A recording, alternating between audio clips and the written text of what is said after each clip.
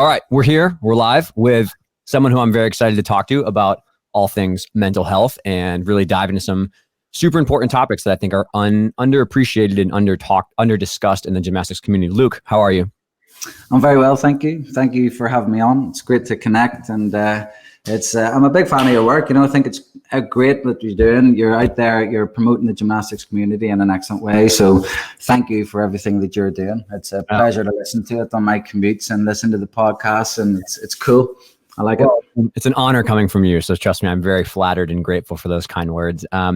Yeah, I think, we connected via Twitter real quick. It was a DM. We set up a quick little chat. And as soon as we started talking last week, I was like, yep, this has got to happen. Like, we have to, you and I are very aligned in values, and we both agree this conversation is not talked about enough. And I think there's not a single person I've met in the gymnastics community who doesn't have some sort of mental health, issue, whether it's like competition anxiety, whether it's depression in their own life, whether it's some bouts of frustration and feeling hopeless about the world right now, right? And so I'd really like to take the bulk of this podcast to talk about that. We could have a separate episode on everything you've accomplished in your career, but I guess let's just start the conversation with, why did you reach out to me in the first place? Why do you think this was an important topic, and kind of what the lockdown did for you to try to spark this conversation?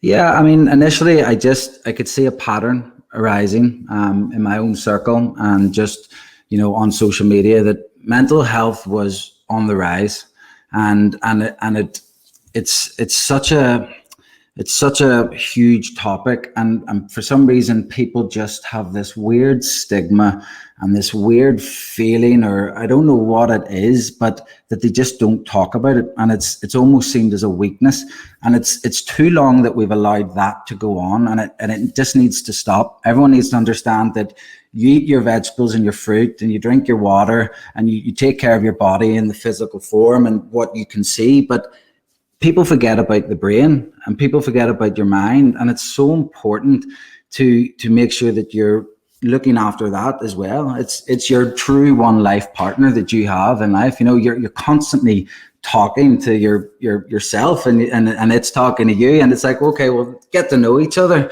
and actually maybe you can start having a bit more control over how you're feeling. And after all, everyone just wants more happiness. I think that's got to be what life's about, is finding that happiness and holding on to that and keeping that alive for as long as possible. And all the negativity that seeps in just through living life, it's a normal thing, it's unavoidable, but how to shift your perspective on what that actually means and how you feel from it is huge. And I'd love just to talk about my own experience.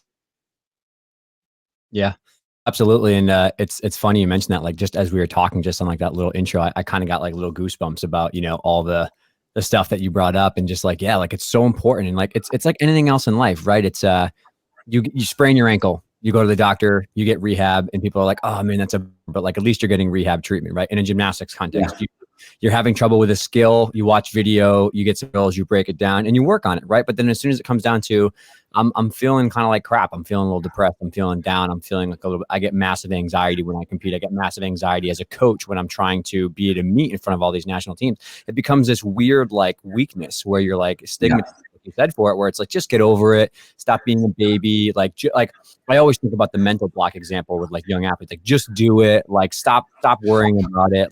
For some reason we have this crazy contradiction between physical problems and injuries and then mental health injuries or mental health strain, right? You wouldn't just tell someone with a broken leg to be like, come on, just do it, stop being a baby, just go for it. That's ludicrous. And so I don't know why it's becoming more of a conversation, but let's start with, why do you feel in our gymnastics community, whether it's with COVID now, and I think this was present much more before COVID, but it amplified with COVID. Why do you think we have certain mental health concerns in our sport, whether it's gymnasts who have anxiety, coaches who have a lot of depression with maybe not being happy with their job or with their overall status of their gym and things of that nature? What do you think contributes to some of those bigger issues?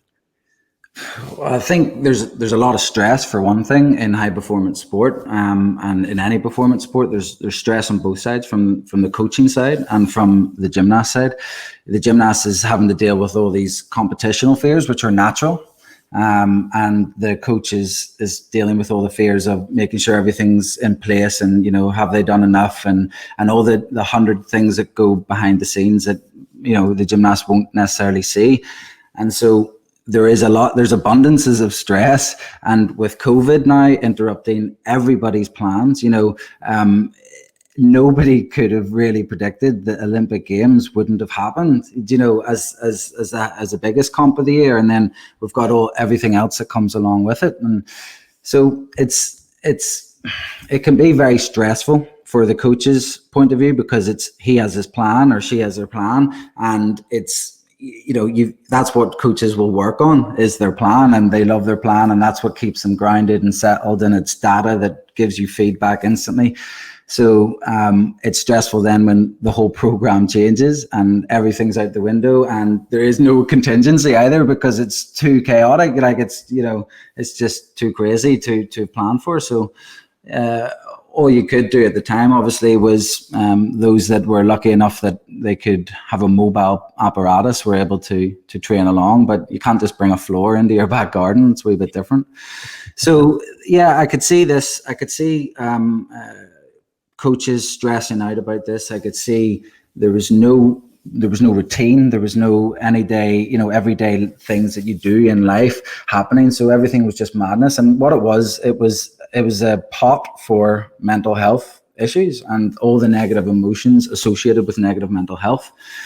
And it was very obvious to me, 6-7 weeks into it, that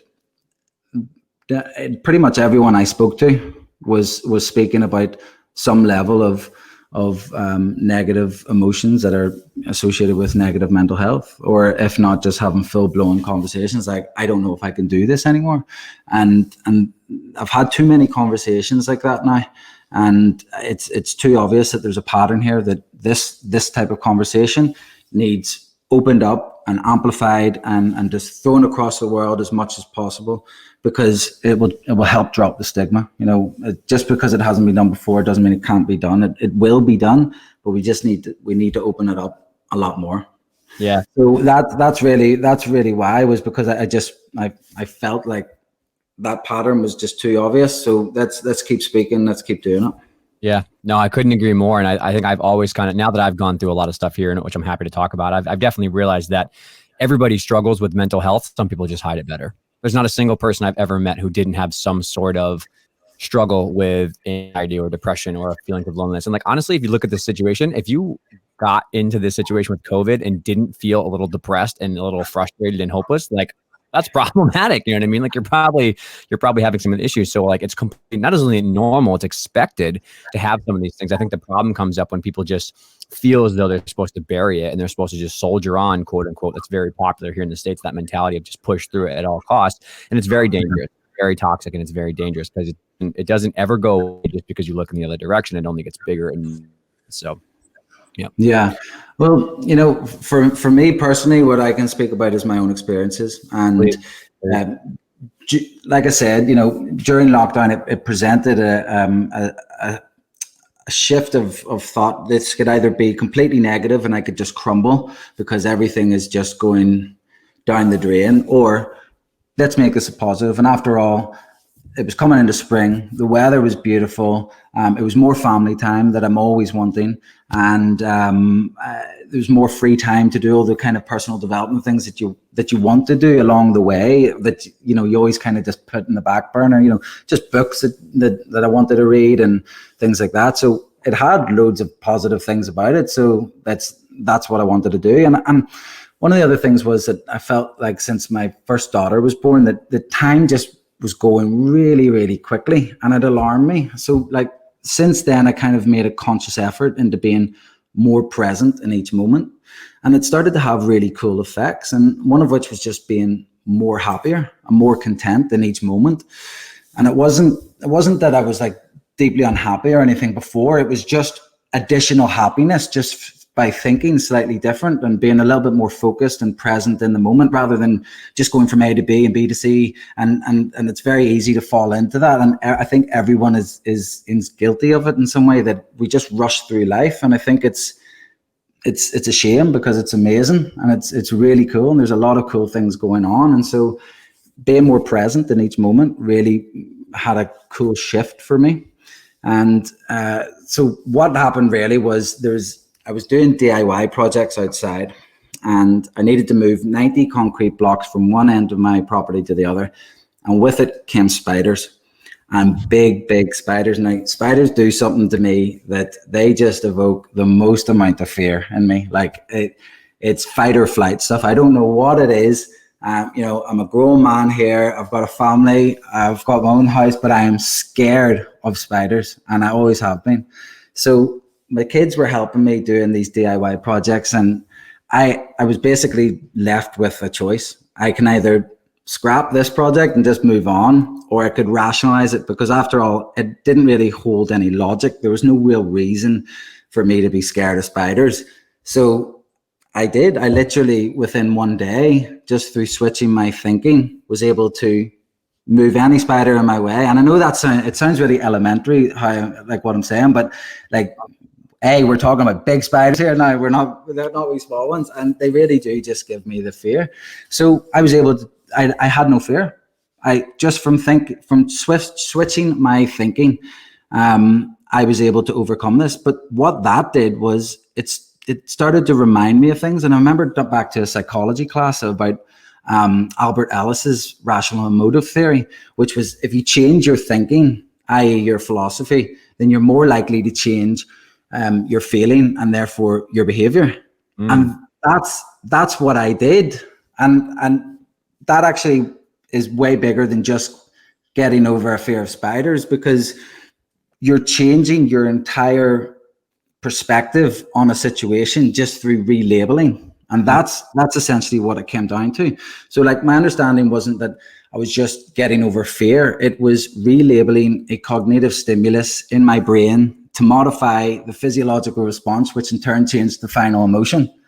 Now, that's a lot of words, but essentially it just means relabel how that makes you feel, and you will change how you feel, which was really cool, because relabeling how things affect you is a key to controlling the final reaction.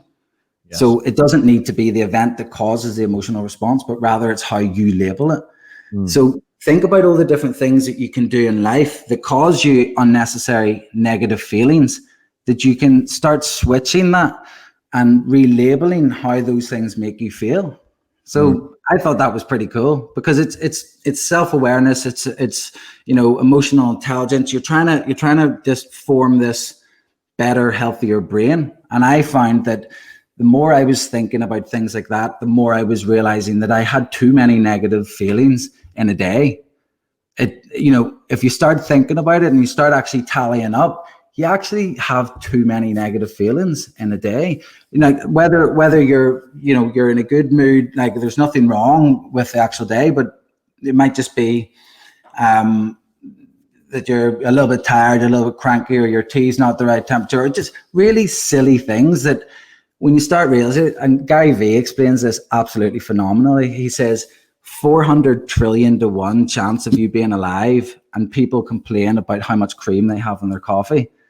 And when you put it like that, you're like, God, yeah, actually, I need to rationalize this. Like, I don't need to be feeling this way. And more happiness then is, well, that's one step closer to the perfect life, is just getting rid of that negativity, getting rid of those negative feelings that can stem on. Because when you feel a negative feeling, it starts small, and then it can just amplify, and it can just get bigger and bigger. And that's what I think is wrong with the approach to mental health, is that when you don't speak about it, and when you don't open it up and actually just address it, then it starts here at the point, and it just goes like this, and it gets bigger and bigger and bigger. And that's when you hit depression, and that's when you have those feelings of hopelessness and just that you can't cope, and that leads to more catastrophic things. So sort it from the source, like we do in gymnastics, where we coach the cause and not the effect. It's exactly the same here with mental health. You address the cause, not the effect. The effect is your final emotion. Address the cause. What was it that actually made me feel that way? Because it probably wasn't the fact that you didn't have enough cream on your coffee. It was probably something before that, and then before that, and before that. So just opening up a more like internal monologue of yourself, of just being aware of it, because then you can start challenging them. And that's really cool. And that's essentially what mindfulness and CBT really is, and or REBT. Yep. And that's what's really cool. So my understanding of mindfulness, even though I've been doing it since my first daughter was born, I didn't actually realize I was doing it, because it wasn't until about a year or two later that I started seeing it being labeled as mindfulness. And then I looked into that and I thought, oh, actually that's connecting a few dots for me. That makes sense. That's pretty cool. So it's phenomenal, the shift that it can do. And essentially mindfulness is just objectively being aware of the moment and just taking note of what's going on in a non-judgmental and objective manner. And what that can do is it slows things down, and you just see it for what it is, and it can be, I did it for World Championships last year, because it was such a race to get World Championships done. And it was such just an intensely stressful period, because there was a lot on it. And I didn't like the fact that it just felt like, because I remember thinking, okay, right, we'll do our at the start of the year, and then next thing it was October and it was competition time. And I remember thinking, whoa, that went really, really fast. So I started to use mindfulness a lot out in Stuttgart, and it was really cool. It had amazing effects. See that whole qualifying to Olympics and him winning a world medal. It was even more potent for all those amazing feelings, because I was using mindfulness at the time, and I was able just to slow that down and feel it, and feel the energy in the arena, and see him finishing his routine and understanding what that represents to him, and everything, all the positivity that's around that. So that's really cool. And then obviously the other thing is the CBT, which is focusing on the relationship between your thoughts, your feelings, your belief structure, and then your final behavior. So that gives you an opportunity to challenge negative feelings and restore them to a more logical and rational way of thinking. And this can develop a more in-depth understanding to why you feel certain ways about certain things. And then, you can grab it there from the source. Yeah, so many like really important things that I want to dive into more. And I'll definitely down the road, once you get in here a little more, I'll share kind of my experiences. I think a lot of the things you're saying hit at kind of my reconciliation with my story of how I've gone through my kind of coaching journey. But something I really want to kind of focus on and go back to is you were talking about how important it is to really get to the root issue of some of these things. And for me personally, that was a really important part of my progress, was being able to, maybe hold myself accountable, but also not be afraid to have those hard conversations with myself or whatever else it is. And I see this a lot in athletes and coaches or parents and athletes trying to make sure you're not just dancing around the superficial issues, that you're having an in-depth, trusting conversation about what's really going on. And I'm curious about, you work at a super high performance stage, and obviously your athletes do too. Are there things that you have found are really important for dialing into the source of these mental health concerns, like having conversations with your athletes or having conversations with yourself or journaling or a therapist? Like, are there things that you've had to do to really feel comfortable dialing into like those root causes? Because I feel like a lot of people, in my opinion, are just dancing around the issues. And sometimes, unfortunately, they're using vices to numb themselves. They just watch TV, they scroll on social media. Some people drink, some people eat junk food. Like, there's a lot of ways to avoid your problems.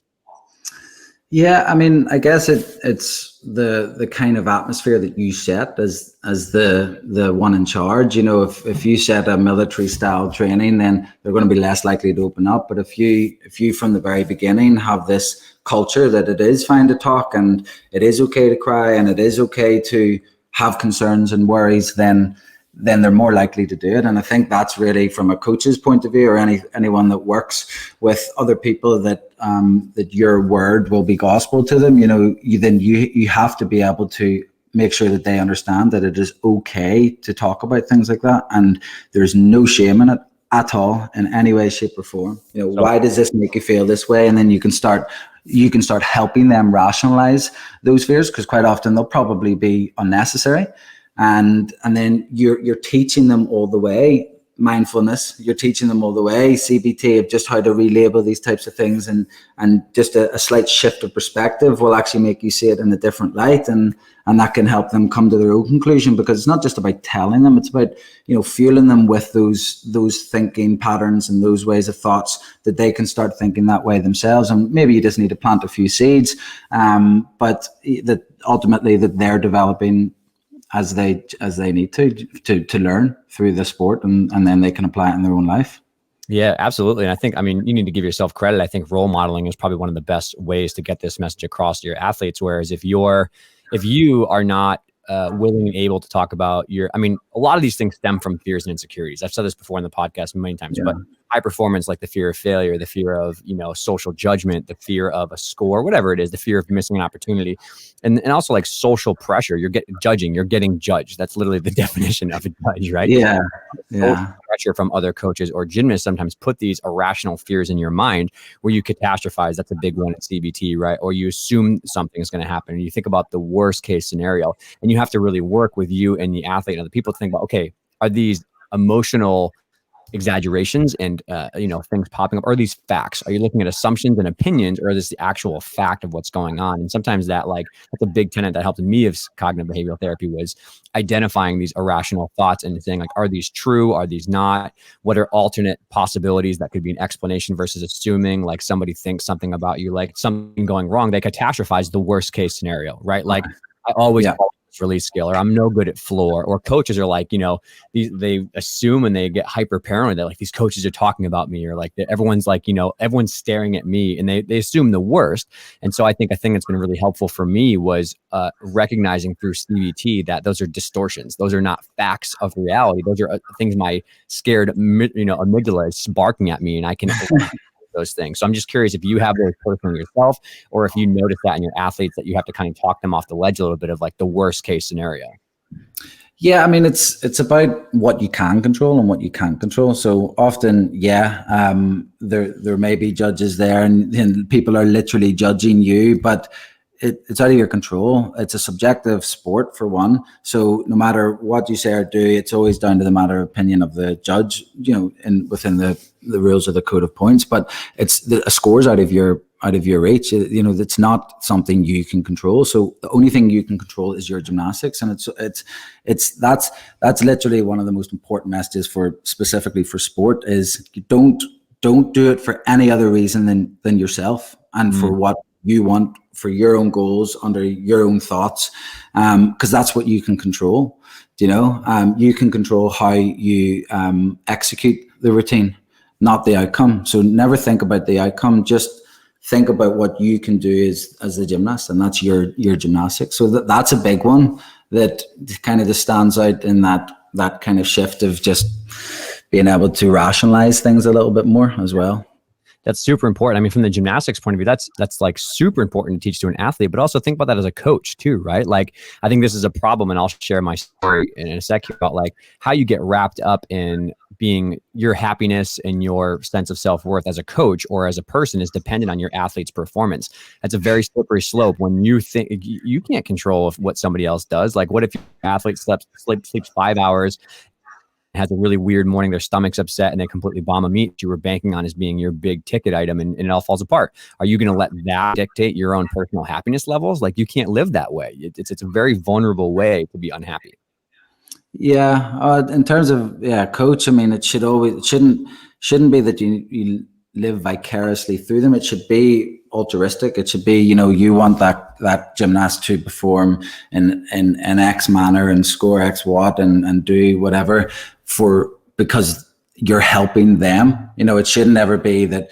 I don't think I've felt that way, that any gymnast that I work with represents my self-worth, but I can absolutely see how that could be. And I guess I probably have seen that in some other coaches, but it should be important to emphasize that it is on that gymnast. The gymnast is having their time. You're there just to make sure they maximize their potential, and you're doing everything humanly possible to do that. And I think that's where the coach's mind should sit. And if it starts to drift off into other things, then I think that's where you get problems like what we're seeing now.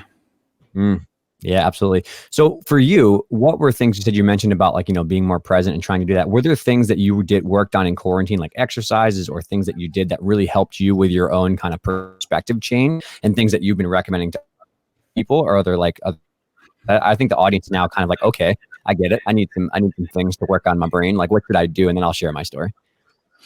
Okay, cool. Yeah, I mean, I think it's just about trying to live a more examined life. So if you do something, maybe just question it. It doesn't need to be, negative specifically. It can be something happy. That's maybe a wee bit easier to try and understand. So what would make you happy? Why did that make you happy?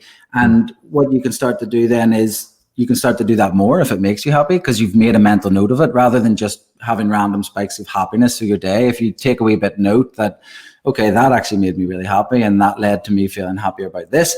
And there's that kind of exponential growth that we spoke about. So the same happens with negativity.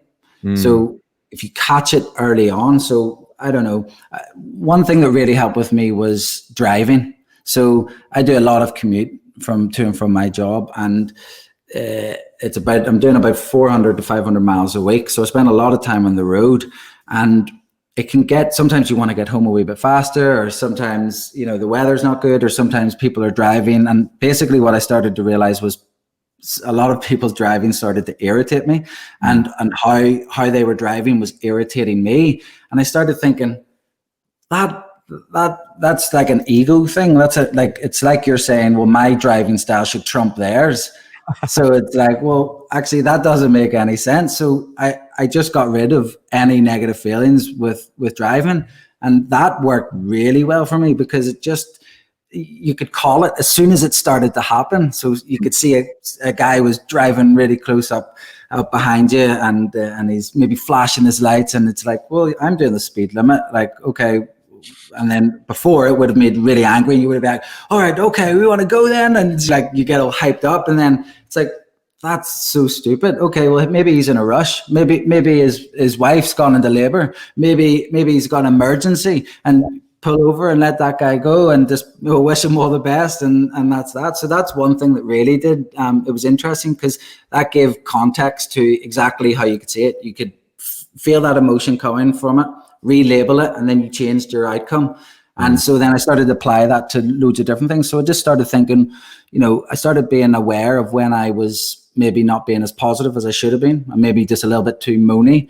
And a big reason for this was I live in chronic pain. I've had a horrendous pain in my leg for nearly a decade now. I've had 10 hours of surgeries. I've been on pain medication since 2009. And that was before I even had any of my surgeries or realized there was problems with my legs. But living in chronic pain tends to kind of push you in a bit of a grumpy mood, and it's not nice. And I've actually never really spoken about this properly, because I just get on with it. And I think I felt talking about it was like a weakness. Like, well, I've brought this on myself. This is my injury, whatever. I'm not going to complain. Nobody cares. I'm not going to speak about it. But actually, speaking about it, it was actually my wife who kind of made it click for me, when she, I would my bad mood because of my pain, or just, I just wasn't as positive and things like that would then affect her. And that made me feel horrendous, actually, because I just felt so bad that because of those situations in my own world, in my own universe, that had a knock-on effect to make someone else feel negative. And then I started realizing that's exactly how negativity works. And it's that old saying, misery loves company. And that's exactly what you need to try and do, is stop that. So then you don't affect another person. And then that's just like a chain reaction. And so that's one thing that I started to do, was when I had a sore leg and I was in pain, or I was up all night and didn't sleep, that I wouldn't let that affect my positivity. And so I was just catching it. So I would be like, oh, kettle's taking too long to boil. And it was actually, oh, wait, okay, I'm my shin sore today, or my knee sore today. And that's why, and you start just grabbing it from the start. And those are the big things that really just started changing my perspective on it. And I think actually it has bigger connotations, because I think literally it's going to increase performance. Yeah. If you think about it in sport, doing that type of like CBT and just relabeling will increase your performance. It's class. You can rationalize competition fears. So I believe there is a distinction between developing mindfulness and working on emotional intelligence and self-awareness through things like CBT. It has a direct correlation to a happier and healthier life, and one that can increase performance. and fight off all those negative emotions associated with negative mental health. And that's mad. It means you just have this, you have a tighter grip on the steering wheel of your own mind. And it's like, wow, this changes everything. And I just think the more people that at least try this way of thinking, the better. Because if you think about it, how much time are you dedicating to Netflix each day? Or how much time are you dedicating to social media? Even if you dedicate 20 minutes of a day, which I'm sure those other two I just mentioned, you're way over 20 minutes on, then if you dedicate just 20 minutes a day to just trying this type of thinking, then I genuinely believe that it will have profound effects. If you just spend a little time focusing and developing it, it can transform everything. I swear to God, it is an amazing thing. And I really just want more and more people to think this way.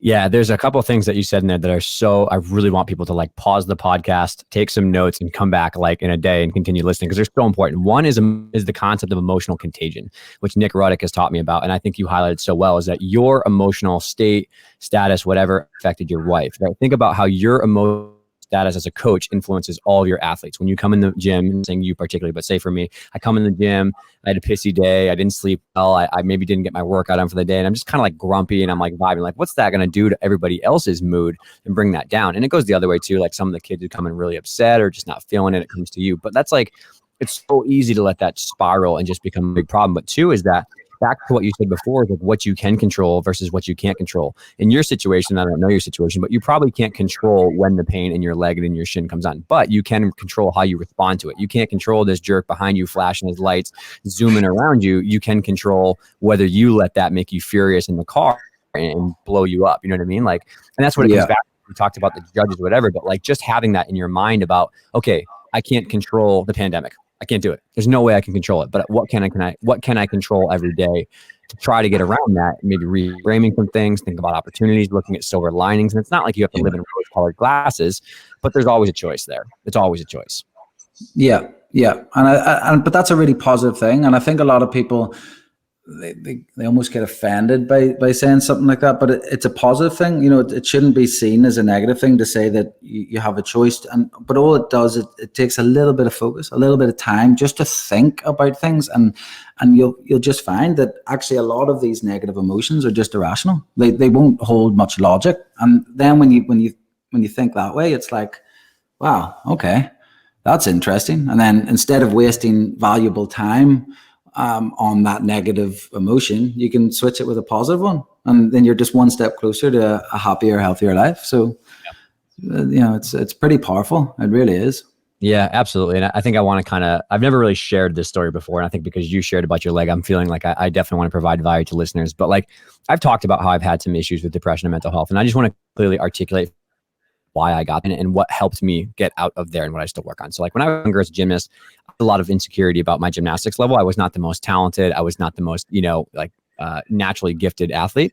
I had a great coach. I worked hard, but I was very insecure about my gymnastics, right? I was also very insecure about my body and the way that I looked. I was not super lean. I wasn't super cut, whatever it is. But the problem is that like when you combine that with maybe some personal life struggles that I had, the real problem is that I was addicted to everybody else's opinion. I was valuing everybody else's opinion of me more than my opinion of myself. And that caused a vulnerability where I needed compliments. I needed people to tell me that I was good enough. And I think a lot of gymnasts and or coaches will probably resonate with that, where they get caught up in the thoughts of other people and what they want more so than what really matters to them, what their values are and what they care about deeply in their life to make themselves happy.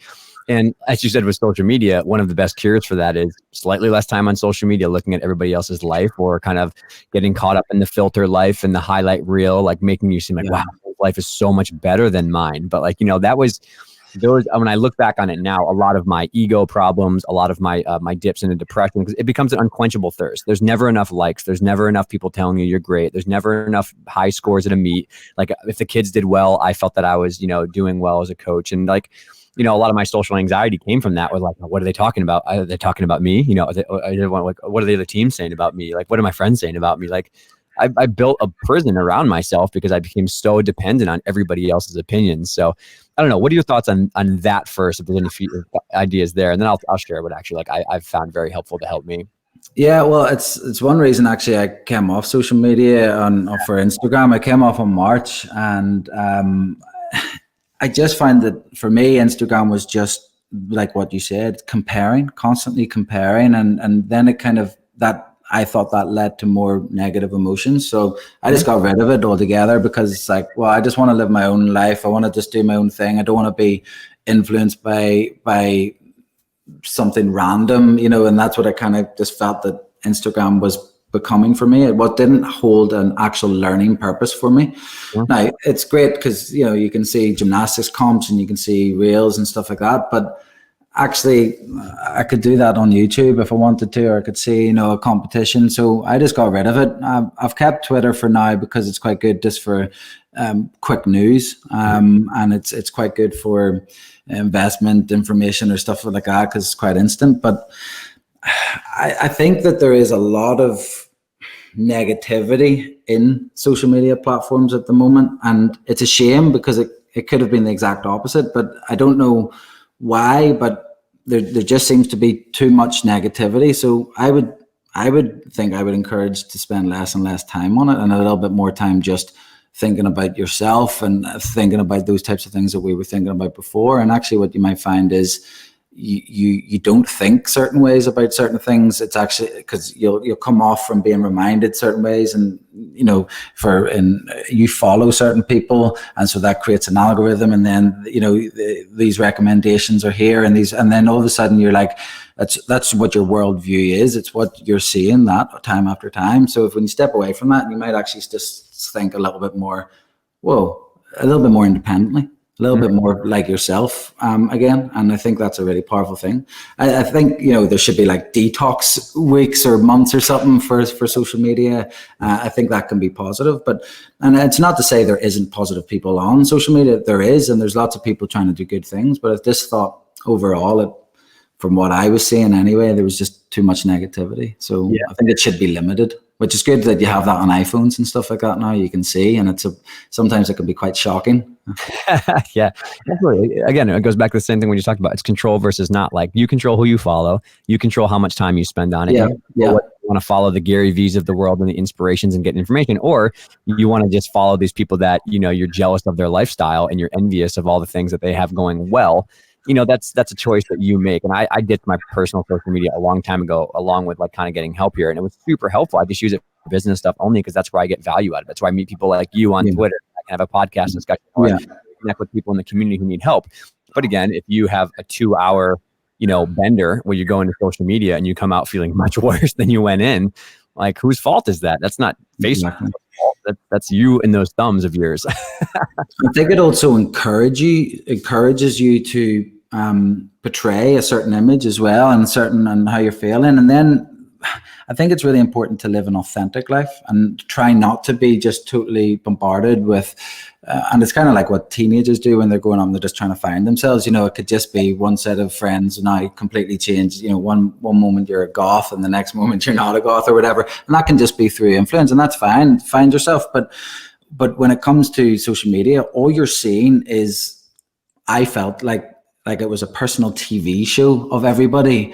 And it just became really weird. Like, it just became really bizarre that why does everyone want everyone to see everything that's going on day to day through every second? And it just kind of unsettled me a wee bit. So I thought it was quite good to step away and just think a little bit more authentically and independently. So I think it can be powerful.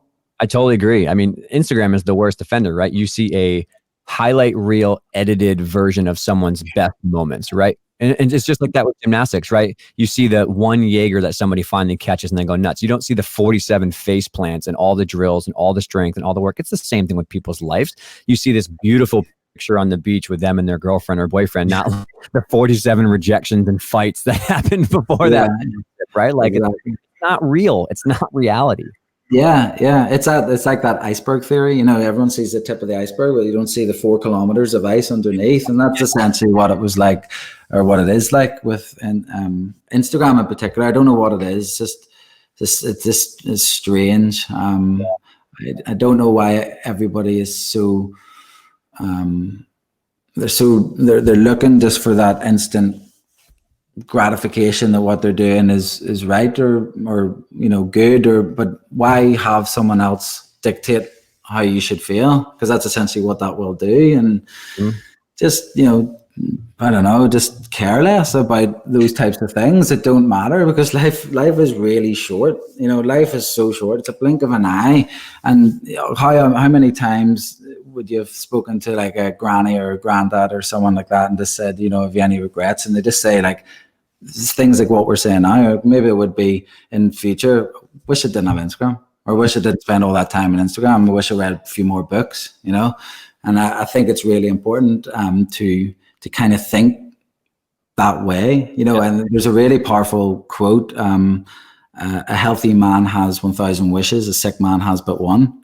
And that puts things into perspective a bit, when it's like all these things that you're trying to do and that you think are important at that time really aren't in the grand scheme of life. They're really not. It's about living happy and healthy and looking after all those you love and just being a nice person. And I felt that social media in some regards was controversy to them. They were opposite of that, and they weren't doing those types of things, and they didn't align up. So yeah, perhaps maybe just try it, people. Maybe just try a month off and see, did you actually notice anything?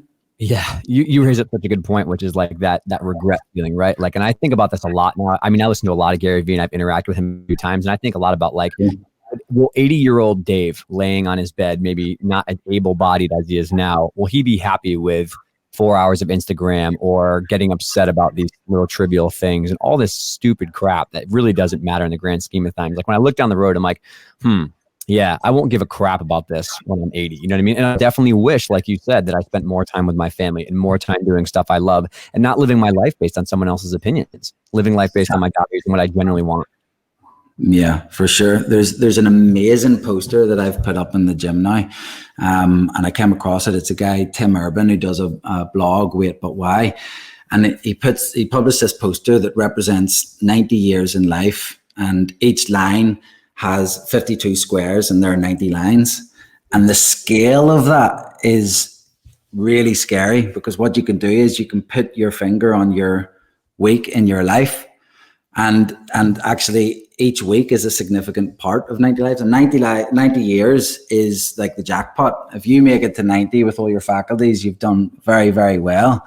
So what that kind of does, it gives you a bird's eye view of your timeline of your life, and it starts evoking interesting feelings, because it can either be like, oh my God, I'm there at that point. Oh no. And you could start actually saying like what that quote kind of represents of a sick man has but one, but you get that, you get to get that feeling when you look at that. And if you have that maybe negative feeling and you're thinking, maybe I should have done this, or maybe I should have done that because I'm this way through, and you can start thinking like that already, and then you can change it, and it's really cool. Like it's one of the most powerful things that I've ever sat there and done. It's a really bizarre, interesting thing, because you just start to be truthful a little bit more, and you're like, whoa, okay.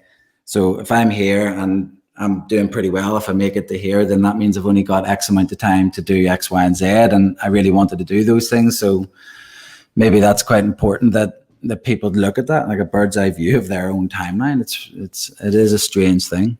And then you also got to think like 90 years is hitting the jackpot. There is no guarantee of tomorrow. And I know that's quickly just to say that sounds morbid, but it's not. It's a positive thing, because what you can do is you can live your life without worrying about those silly things that don't actually matter. If you just live a little bit more like that and think, I'm not going to waste this. I'm not going to waste this one life that I've got on earth, because it's too cool. It's too amazing. And that's actually what spring did to me at the start of lockdown. I think it was the first time I experienced spring ever in my life from start to finish, because I was outside every day. And it was from the very first leaf or blooming and flower blooming, and you hear the birds chirping and things like that. And I was like, oh my God, this is absolutely unbelievable. This is amazing. This is now my favorite season, because I think I've just constantly gone from A to B and B to C and just gone through life without actually stopping and thinking like all of this beauty. And more and more people just need to wake up to that and think, wow, this is cool. I'm gonna change my perspective on this type of thing, because I want to live the best life that I can. Yeah, I couldn't agree more. I felt the exact same way, like that perspective and that ability. It was the first time I really slowed down in a long time. I work a lot, you know what I mean? I'm sure you do too. It's the first time I was, oh, you know, I can get my like work done and still have 4 hours to like do whatever I want. And I was so, my change in perspective when I went back to coaching, when the gym opened back up and I saw the kids there and they were happy and they were so excited to see each other, and just happened to be doing gymnastics again. I was like, Jesus, I was like, this is cool, man. This is really cool what we've built here in this facility, in this community.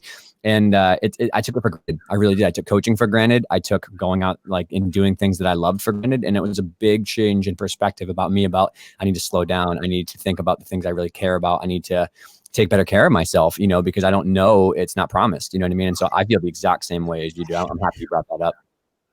Yeah, it's cool. And again, when you start thinking like that, it helps performance. You start just being like, well, I'm not going to let fear get in the way of anything. I'm going to enjoy this, and I'm going to experience this, and you start performing better, I think.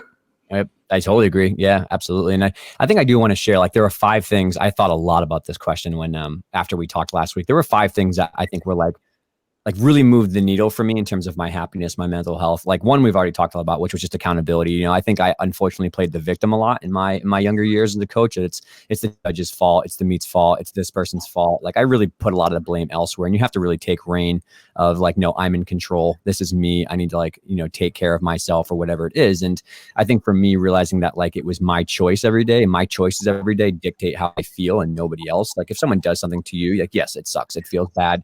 Somebody slights you, whatever it is. But, you know, I think there's a really famous Chinese proverb that says like, the first arrow somebody shoots is their fault, but the second, third, fourth arrow that you shoot to yourself are your own fault, which is ruminating and rehashing that, like being so mad or whatever it is. And so like, you control if you live in that misery land or if you seek to get help and find someone. And kind of on the second point, for me, talking to people or in journaling was monumentally helpful. Talking to a therapist for a while, talking to my best friend about what was really going on in my personal life and how I felt.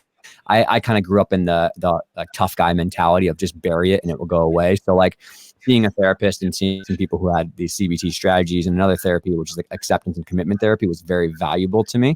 I really encourage people to, that stigma around mental health and talking to people. People are scared to do it because they don't have someone they trust, like find someone you trust or a neutral party, and don't be afraid to have that conversation. But for me, I like taking care of my health. Important during the quarantine. Like, I was sleeping more, I was eating well, like, because for a long time when I got busy in work, I was just like, I'll just sleep 6 hours night, or like, I'll skip my workout today. And like, that really was very, very hard for me to not have that discussion. And then from there, you know, I had to really change a lot of my workout strategies to make sure it was for myself. And also I had to really make sure that I was doing things for myself, right? Like a me versus me mentality, and instead of, you know, comparison and toxic and being on social media and, you know, envy and that kind of stuff. Like, I was really doing it for the wrong reasons, and I was doing it for other people, not for myself. So now I make my decisions based on what's best for me, what's best for my mental health, what's best for what my goals are, my values. Is this based on something I really care about? And like I said, like, CBT is really invaluable. Like, challenging those thoughts, those assumptions, those irrational behaviors that are coming in your life are really, really super important. And then also, you know, ACT for me was really valuable, which is acceptance commitment therapy. One of the things they really value is value-based graded exposure. So digging into the roots of what my fears were, what my insecurities were, and mapping out how can I slowly dose myself with things I'm nervous about, whether that's confronting, you know, confrontation was really hard for me, or, you know, social media and dealing with negative comments about me and my work and things of that nature. Like, all that kind of stuff was super important for me to tackle. So I think that some of those things were super valuable for me in terms of like cognitive behavioral therapy and, you know, trying to microdose myself with fear and a little bit of discomfort. But those were just things for me that were very valuable. And I just wanted to share some of those things because I think people will get a lot of value at it. But back to what you were saying before, is the stigma around accepting and admitting that you don't feel great, and the stigma around I'm a little anxious or I'm a little upset, like getting help and seeking out resources. I'm glad to see more people talk about it, because I think people just live in unfortunately, a prison of their own 2 ears. They just think over and over about all the things that are not going well for them, and they just live a life where they don't get it taken care of. Vices like you said, if you have a broken ankle, you'd probably go to a doctor or a surgeon or someone like that. But if you have mental health issues, people just live in this cocoon of sadness. And I really hope that they reach out to people. Yeah, that would be excellent, because like we said earlier, getting that nice and early, stopping those negative emotions just spiraling out of control is one of the biggest tools you can have to fighting off mental health issues, because that's, like I said, the brain is your one life partner. Treat it well, look after it just like you would eat your 3 meals a day and drink all your water and work out and things like that. You need to do exactly the same thing for your brain, and it can have dramatic effects. Yeah. And I really think that something we've kind of been dancing around is like controlling your environment. I think when we talked on the first call last week, it was about you're consciously building an environment where things are positive and uplifting. They're not like the doomsday. Like, I watch a lot less media and news these days. You know what I mean? I hang out with only like 5 to 10 people I deeply love and care about. And I don't mind meeting other people and connecting with people. But like the majority of my time, I surround myself with people who have an optimistic mindset and are willing to face hard problems critically, but like and work on those things, but not like whine about it all the time and complain all the time and always kind of like, woe is me.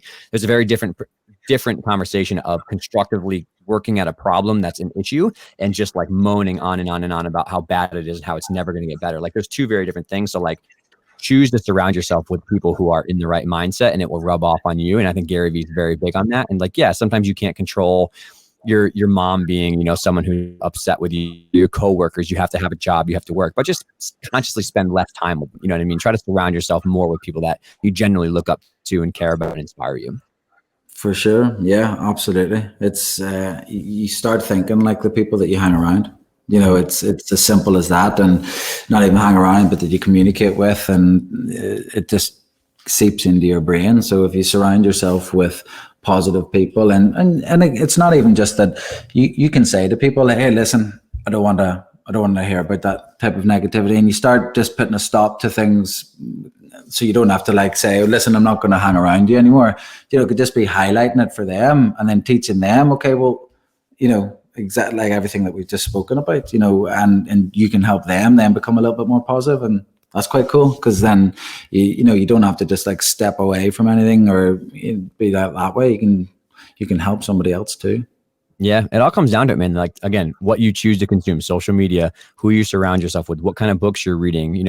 Are you scrolling through endless gossip online? Do you choose to consume media that's very like, living in the comment section and news that's always scary? And like, yes, look at the facts, realize what's going on. But I think it's really important that people take better control of what they consume, who they spend their time around with, what they do with their daily life and their hours. You know what I mean? Like, those things are really, really important to navigate your time.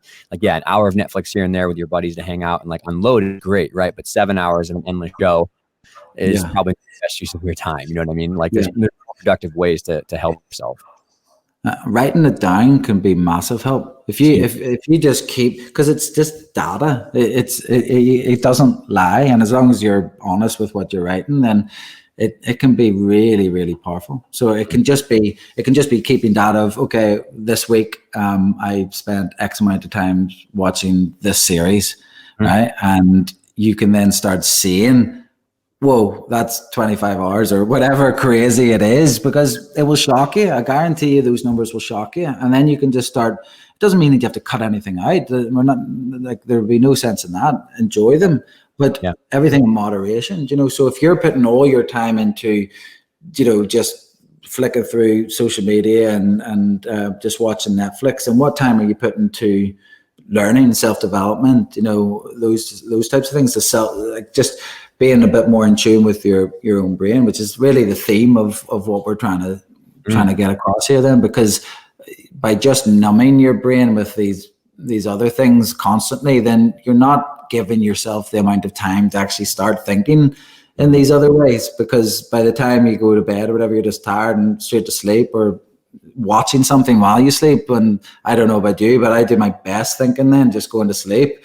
I just, the clocks are turning and I just drift off into my sleep, and then I have to start dreaming about the things that I need to do. It's really bizarre because even in your sleep, I know it sounds crazy, you No. can problem solve. You can problem solve in your sleep, and that's literally what I do. I when I go to sleep, I think about the things that I need to do, or the things that I need to fix, or there's something that's not lining up, and I need to spend time thinking about it, and then I'll dream about it, and then I'll come up with different things.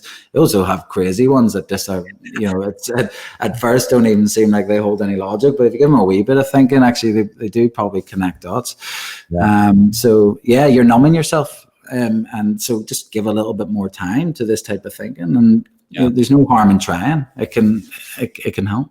Yeah, the best thing I ever did was carve out the first hour of my day with no phones, no TVs, no anything, no internet, no emails, whatever. Just me and some music and a journal. Just like, okay, like I always journal about like gratitudes. I'm really big on like 3 things that I'm grateful for, 3 things that are going well, that are positive, to kind of, because we have a negativity bias in our brain. So I try to consciously build positive. I'm not lying to myself, and saying I'm the man, or like life is great. Like I'm neutral thinking about facts, but then also just thinking, like reading some books and thinking about these exercises and journaling about what's going on, what's upsetting me lately, what's going well, what's not, what do I need to work on? Like that first hour, man, to kind of like set the tone for the rest of my day and make a to-do list or whatever. Oh, it's life-changing. It's absolutely. And then I like enter the world at like 7:00, and like I can deal with the emails. I can deal with the people who want something from me. I'm like, okay, yep, I'm good to go. I've settled myself, and I'm kind of in a rhythm, versus waking up and checking your phone right away for your emails and your life based on other people want stuff from you. And I'm all about helping people, but you got to take care of yourself before you can take care of other people. Yeah. A little small thing that's really random that I stopped doing about a year ago was the switching the alarm clock on my phone.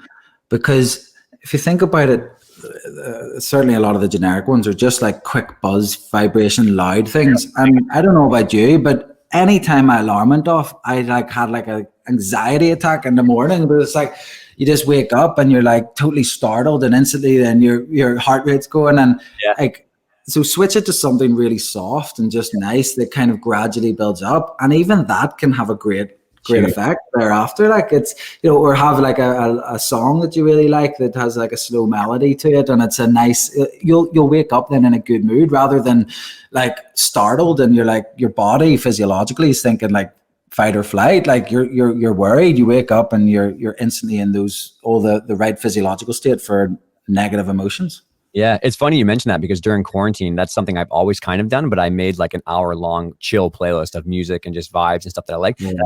Spotify, because people liked it a lot, and like it's a public playlist. So like my morning alarm clock is like that hour-long playlist. And then when that playlist is done, I'm like, all right, it's been an hour. I got to get to work. I got to do something. You know what I mean? And it's been like, oh God, that helps so much. Like so much.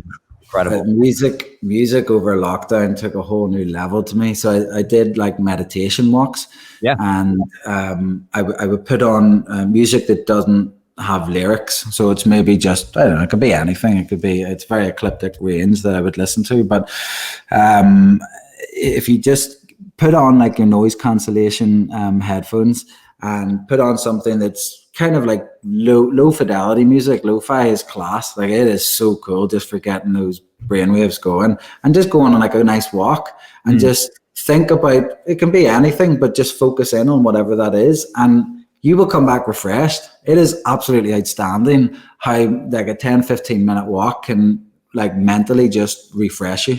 Amazing. And with the right music. And I remember hearing once, music is therapy. And I just thought that is so true, because music can just instantly change how you feel. You can go from one mood to the next, or one emotion to the next, one feeling, because of a spark of memory or something. And it's just like can drift you off. And that's a really cool thing. Yeah, and that's definitely like in terms of like research supported things that people have found with happiness. Like Gretchen, I forget her last name, but she's a Yale researcher here in the States, and she had a course on happiness, and like outdoors, nature, like calming music, all that kind of stuff has really good support behind like keeping an even keel and keeping you kind of vibed out. But yeah, I do my best thinking sometimes, man, when I put on like a light playlist and I just like kind of like notes and things and thoughts and like go through everything. Like I feel like $1,000,000 when I come out of that thing. And then there's like, sometimes people like walking and stuff like that, but like I'll hop on like a nice little exercise bike for just like a casual 30-minute ride. God, I feel amazing after, like just like a thinking and a little like bike ride or whatever like that. I feel so much better. And I've personally found that when going back to like the root cause of like if you're having a cranky day, and I think back, I'm like, Yeah, didn't sleep too much. Definitely haven't been eating well. Like, I didn't do my workout these couple times this week. Like, yeah, I need to sleep more and like take care of myself. Usually the root cause is something that I'm missing in those 4 or 5 main buckets of like exercise, nutrition, journaling, like going for walks and stuff like that. Like I work that out, or there's like a conflict that I'm avoiding. Like I don't want to have this conversation with someone because it's really like, ugh, like I don't want to like do that. One of those things is the root cause of my problems. Yeah, it's interesting, and just spending a little bit of time focusing on that can do what it does, and that's the cool thing. I think one thing I kind of naturally always seem to do is I always look and think in long term thinking, and I often think that I just don't think genuinely. I don't think there's anything worse than looking back with regret. I think it's like it's just one of the worst feelings that you could have, and thinking like that, so you can think, okay, would I potentially regret this in the future? Is the way that I'm acting right now something that I could regret? And you start actually being a lot more happier, because you're not going to take those decisions and make those types of decisions that are going to lead possibly to regret. And then it can just really energize you, and you just say, okay, awesome, I know I'm not going to do that, and move on. And then you're just kind of shifting how your decision making through each thing that you do on a weekly basis. That's really cool as well. Yeah, I'm really happy you said that. That was definitely something that I had a problem with, and I've noticed in a lot of my friends, was like rehashing a problem that happened over and over and over again, and revisiting that has definitely been shown to spike the experience again. So you have to, for me, a lot of it was not having self-judgment with making a big mistake or messing up or something like that, and being like, hey, my intentions were good and I did the best that I could, but it didn't work out. And so I feel crappy about it, but here's what I learned from the experience. Here's what I'll do in the future to be better. And it's gone, man. It's over. Sure. Yeah. Well, being objective about it, that's what it is. Not letting all this subjectivity get in the way of, and then you're basically going to fall for confirmation bias, because you're just going to figure out whatever you want and connect the dots to what you're feeling. So just be objective about it. Okay, this is why this happened. This is why I felt this way, but I can learn from this and I can do that next time. And boom, okay, now I'm one step closer. And on the other side of the coin of that is the future too. Like some people are hyper paranoid about what all the things that could go wrong, but like there's a difference between planning for the future and like, okay, if this happens, here's what I'll do to kind of work on it. If this happens, here, what I'll do to get through it. But that is different than being miserable. I call it swinging at shadows, right? Like there's ghosts and you're just swinging as hard as you can. Like there's like, is it really going to make you, that much better or happier if you spend 4 hours at night miserable about what could happen? Or is it just like, all right, I'll take it as it comes, man. I'll be mindful about it in the present and I'll do what I can when it comes, but I can't predict what's going to happen. So why should I waste much energy trying to play out 47 different scenarios in my mind? Yeah, exactly. Live the life your dying self would be proud of. Ooh. That's a cool one. I thought like that over lockdown as well, and it just really was powerful. It really was. It just made everything that should be important, and everything that wasn't important, forget about it. And you just, it's like a lift off your shoulders. It really is. It's a really cool feeling that just makes you happy. Yeah, no, I love that, man. I agree. I think there's a lot of times when people come to a point of fear, or they want to do something, they want to try a new skill, they want to do whatever it is, they want to try a new hobby, they want to do something new, and the fear takes over, like that anxiety spike comes, they feel their palms sweat. And like, that's really grounding for me. It's back to kind of like that idea of like establishing your values and then making sure your intentions are good. In that moment, you could be like, all right, I'm terrified right now, but my values, this is meaningful to me. Like me in the future knows this is really important. So I'm going to act even though I'm really nervous. And then usually it's terrifying in the moment, but then you get past that and you're like, oh, that wasn't as bad as I thought it was going to be. And you have that little dose of fear. Then you get confidence to do something a little bit more intense, a little bit more intense. It's just like gymnastics, right? It's just like gymnastics. You start with that one little, remember when your first back handspring, when you were like 7, you were like, this is terrifying. I'm going to die. Yeah, exactly. Well, it's the need to avoid failure rather than the need to achieve success. And that's the powerful thing about those that can be able to rationalize as gymnasts or as athletes. They're the ones that gain a little faster and learn a little quicker, and I would argue that they're probably a little bit more self-aware, and they're able to have that need to achieve success rather than be completely controlled by that need to avoid failure. Yeah, right. Those people that I always kind of like, I don't know if I run directly at like, I don't want to fail and I don't want people to fail, but the people who I've found that have a much better relationship with their careers or whatever else, they have a unique relationship with fear where they acknowledge their fear and they're able to somehow act anyways, whether it's help, whether it's progressions, whether it's drills, whatever it is. But two is they're not afraid of messing up and failure because they know that's how they learn, that's how they grow. But also they're not scared of social judgment. They're not scared of other people's opinions. They're not scared of rejection. They just have a good relationship with those social pressures that they're able to kind of work through. Yeah, it's cool. It's really, really cool. And it should be, as a coach and working with athletes, it should be spoken about and it should be part of the program, that way of thinking, because it's only going to help. It's only going to increase performance. Yeah. And again, like we come from a perfectionist sport where the ideal is perfect and always getting better and more. But you have to construct an environment where it's okay to fail. It's okay to, like you said, it's okay to have emotions. It's okay to have problems and express them, in a healthy way. And I think as a coach, as a leader, as an adult, if you do that yourself in the right context and build an environment where that's okay, a lot of these problems can be more properly addressed, right? Don't make it weird. Don't make it hard to talk about these kind of things. Yeah, absolutely. Well, one cool thing as well is that if you view yourself and like the decisions that you're making, like through a movie, like as if you're watching yourself as a movie, and you can start thinking like, would you be rooting for you, or would you be shouting no at the screen, like don't do that, or this guy's cool, I like this guy, this is awesome, and you start like kind of looking that way, and it goes back to mindfulness about being more present. That's one of the things that through guided meditation that they would tell you to do, to kind of just see yourself through a movie, and that's really cool as well, because it kind of grounds a lot of things as well, fears or feelings and stuff like that, and you start seeing how it actually looks, which is it's I don't know if I explained that as well as I should have.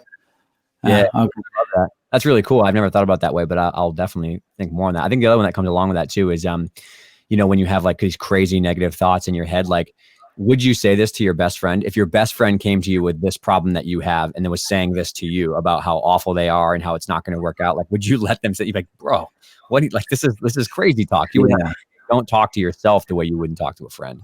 Yeah, absolutely. Yeah. And that can be very powerful.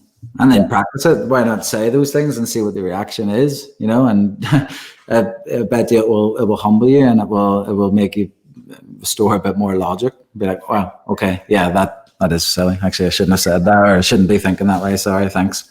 And then boom, you're opening the dialogue and you're helping. Yeah.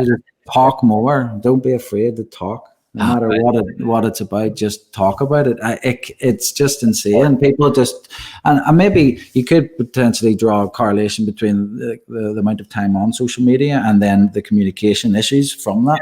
Yeah. And that could be playing a part in it, because I don't think people are communicating as well as they should do. I would agree. They just need to focus and put a little bit of time into being able to communicate, express how you feel, and then what that can do is just that domino effect that we're speaking about. That you start a chain of reactions, because you never know how someone else is feeling. That other person that you're speaking to could feel exactly the same way, and then it's just like, you too, awesome. Okay, let's talk about this. Like why is it that you think you feel this way, and I feel this way because that way, and then all of a sudden you've got a support network there, and then you can just start getting rid of those types of feelings and rationalizing them a little bit more and being happier. Yeah. Some of the most meaningful progress I've made and I've seen other people make is when I either read a book or I listen to a podcast or I hear one of my friends be vulnerable a little bit and say like, no, I've gone through this and it sucks. It's really hard. And you guys can share like, oh man, someone else is like me. I'm not alone. I think a lot of people get hopeless because they feel like they're the only one with that set of problems. But there is not a single human walking the earth who hasn't gone through some version of what you're going through, especially in the gymnastics community. It's way more common than you think. Yeah, and sport in general, there's a lot of anxiety in sport, but it doesn't need to be that way. It can actually be just like absolutely positive and filled with moments of euphoria if you just allow it to be. Don't let all these other things get in the way. Yeah, man, this is awesome. I don't know. Is there? I'm conscious of your time, but is there anything else that you feel like is important to say we haven't hit on that you really want to make sure we squeeze in here? No, I mean, I've probably repeated myself several times in this, so apologies if I have, but it's the message here is just to talk more, to open up this dialogue of just being able to speaking about mental health issues. Everyone has them. It doesn't need to be, and mental health issues isn't just like being depressed. It's not that's one end of the scale, but it can just be feeling too many negative emotions or being anxious about certain things and having your heart racing about things that, social phobia is a big thing. I know a lot of people that just have a phobia of coming into a room and just speaking or just being present in a room. And it's like, well, okay, let's talk about it. There's no, you don't need to feel that way. Come on. And you kind of can slow, obviously there's techniques and things to do for that, but that's the sad thing if people are scared just to talk from that, so that's really what the message is here, is to speak more, to drop all the stigmas, to allow yourself to be vulnerable. It's totally fine. It's not, there isn't one person listening to this talk now that won't have experienced some negative emotions and mental health, all the negative emotions associated with negative mental health. And if you can catch them early on, then you might just save a life. So opening up dialogues like this are way more powerful than you think. By speaking like this, you might just be able to save a life, and that's worth speaking about it until we all drop and meet our mortal coil, because it's important, really is. Yeah, absolutely, man. And that's I echo the exact same thing. One is, know that people are out there that will help you and will listen to you and value what you have to say. And it's not weird. It's not, you shouldn't feel bad about it at all. And if you're someone who is maybe like, you are that trusted person that someone has found you're valuable enough to be the first person to talk about, make sure you really take that seriously. And I think my boss, Eva, she was the first one that I really kind of started sharing these things with. And I was blown away. She would just stop what she's doing and listen for a half hour and just really be there. And I think in our busy world of go, sometimes we get someone who, we're trusted enough where they value our opinion and they want to share something with us. And, you got to be like, wow, thank you for sharing that with me. I'm sorry to hear that's what you're going through, but I'm here to listen. I'm here to talk it out with you. And those one connection like that, like you said, can make a magnitude of difference in someone's life. So be willing to talk about it, but then also be willing to listen if you're someone who is kind of being that ear for somebody else. And Eva being able to listen to me was really valuable, but she also didn't just let me throw a pity party. After the first couple of times we talked, she was like, okay, this is hard. I understand that, but what are we going to do about it? Who can we talk to? Is there plans? Is there a therapist? Who can we go with? What can we do to make a positive impact on that? And I think that's really important too, is yourself or other people, be there for people and listen, but then also challenge them, validate their pain, but then challenge them to do something about it and realize you're in control. You can do something about it. It's your life. You pull the puppet strings. You're the screenwriter, the narrator, and the main actor in this movie. Nobody else. Yeah, 100%. That's it. You got it. That is exactly what it's about. So yeah, just let's talk more, guys and girls, because guys, they have this other thing where it's like, men feel like it's a real, they let their ego get in the way of talks like this. And that's a sad thing, because literally anyone that you should be talking to will not be judging you on whether you're saying this. And if they are, then you shouldn't be talking to them in the first place. They're not the right person, and they shouldn't be hanging around those types of people. So yeah, just don't let your ego get in the way of being vulnerable. It's okay to be vulnerable. It's okay to speak about these things. And yeah, living a happier life is certainly worthwhile focusing a bit more in on.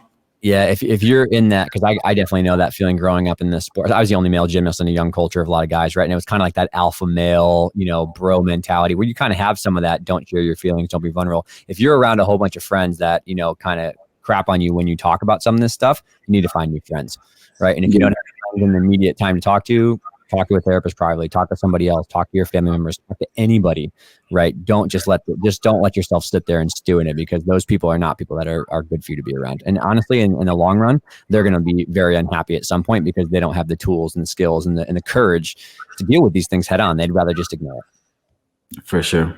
100%. Life is short. Let's all enjoy it and help one another and just be more positive. Spread the positivity, cut the negativity out. If something's making you feel negative, stop it. Yep. Yeah, man, we need that more than ever with everything happening, the pandemic, gymnastics, the culture change, all of it. Like we need each other more than we ever have. And so I think we need to do a better, we need to be willing to do this for each other instead of this being this kind of like, everybody versus everybody mentality. We're all in this thing together. Yeah, and just understand that gymnastics is it's unbelievable. Let's not lose sight on that. Gymnastics is, in my opinion, the best sport in the world. And you can use that to teach a lot of these things that we've been speaking about, and you can use it in an exceptionally positive way. So, let's not lose sight on how good gymnastics really is. Totally, man. I totally agree. And that's a great place to wrap it up. I can't believe it's been an hour and a half already. Yeah, 2% now. And I thank you so much for your time. And thank you for reaching out, because without you tweeting me, this would have never happened. Yeah, well, thank you for taking it on and opening up a dialogue. And I hope this resonates with somebody. And I hope I haven't rambled on too much. And Nope. So thank you. And I hope everyone has a more positive and happier, healthier life. Yes. I hope that I hope you're sitting in your car, or you're on your run, or you're going to pause this and be like, it finally clicked. I finally want to, do something. I think that your willingness to share and to be vulnerable yourself is massively valuable to the community, so I thank you a lot for everything you shared. Thank you.